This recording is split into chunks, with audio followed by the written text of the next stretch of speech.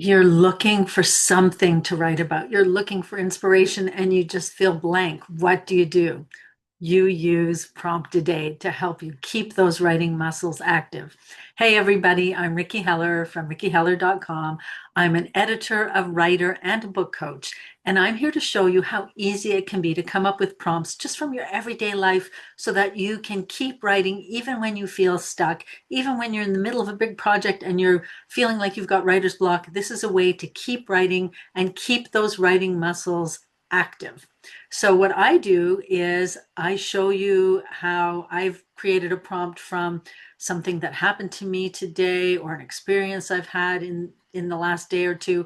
I'm picking these out of my everyday life and I'm going to convert them into a prompt so you can write a magazine article for submission or a newspaper article or a personal narrative like part of a memoir or a short story, a piece of fiction. And then I'm going to challenge you to write about it and send it to me to get free developmental editing. I will tell you more about that at the end of the video. So let's dive into today's prompt. So yesterday, a friend and I were talking about an influencer that we both follow and we've been following for quite some time. And she has been online with a particular approach and a particular program that she's been offering for a few years now.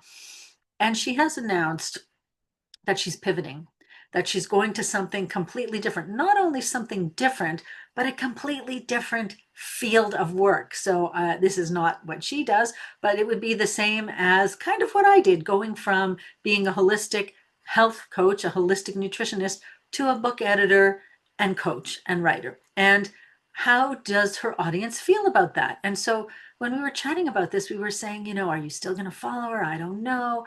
The new direction doesn't happen to be something either one of us is interested in. And so we were saying how we felt almost a little betrayed because we feel like we know this person. We've been following her for so long. So that is the germ for our prompt today is how much do we really know online personas? And do we have a right to think that we do?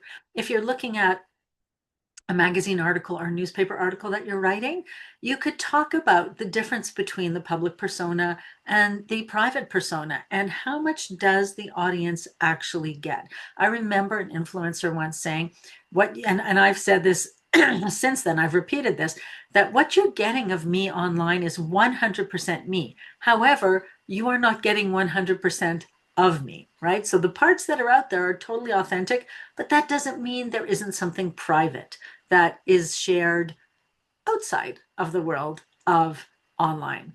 So that's a really interesting topic for a magazine article, newspaper article.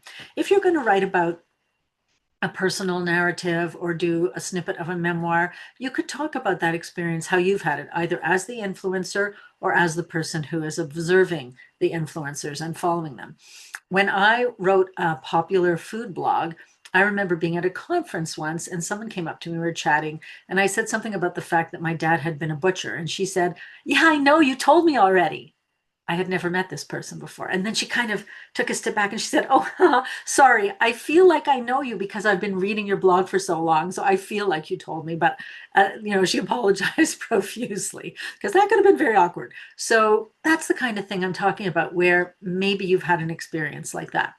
The third one is a short story, and we could talk about dual personalities, or you could really get into split personality and something like that, which would be incredibly interesting and could even be a little freaky to write about. So that would be your short story. So choose one of those, write 1,000 words or less, submit it to me at ricky@rickyheller.com with the subject line pad submission, and I will choose at random one of these submissions at the end of the month for an absolutely free, completely full developmental edit and show you what kind of feedback you can get in a developmental edit and what it's all about and how it can help improve your writing. My purpose is for you to see that you can find something to write about in what you would consider a mundane experience, and also to keep writing, to build that habit, to build that consistency. So even if you're stuck on your writing project, you will still continue to write. All right. So please, I hope you enjoyed this one. Have fun with it. I also just want to end by saying, if you're looking for a place to do your writing, every Wednesday at 9 a.m. Eastern, I meet with a group of writers. We check in, say hi, and then we write in silence together. It is wonderful to soak up that energy of other writers and to feel like you're in a community of writers. It's a feeling of accountability because we know we've got to be there and we've got to write for the full hour. And so if that's something you're looking for that you think would help you, please do join us. I'm going to put all the details in the caption below, both for how to submit your piece of writing and also how you can join us for Write with Ricky. All right, everybody, have fun with it and happy writing. I will see you next time.